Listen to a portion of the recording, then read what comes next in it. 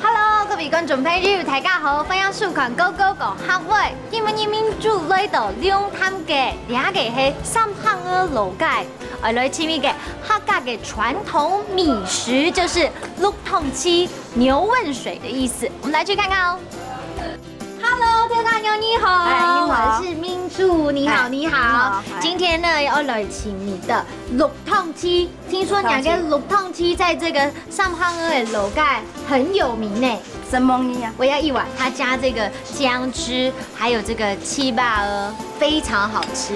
這個是燒燙燙的耶，還要加花生加這個 detail， 哎，哦，聞到這個味道就很銷魂了。黑糖薑汁，對，這個就是綠湯雞，其實它就是客家米食，對不對？對，糯米粥哎。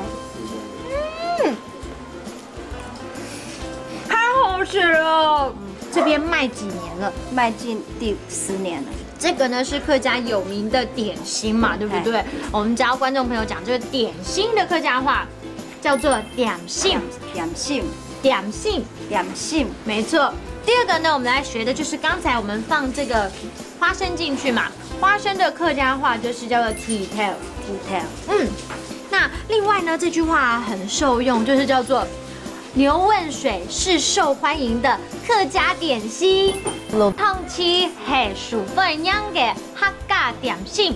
綠湯雞係受歡迎嘅客家點心，好厲害哦！Hello， 各位觀眾朋友們，今天我們認識這個牛問水，你腦海裡面就知道它是很經典的客家點心嘍。下一次去到客家莊旅行的時候，千萬不要錯過哦。當然了，我們認識了許多新的詞，一起來複習一遍吧。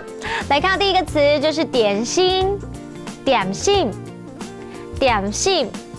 第二個呢就是花生 ，detail，detail。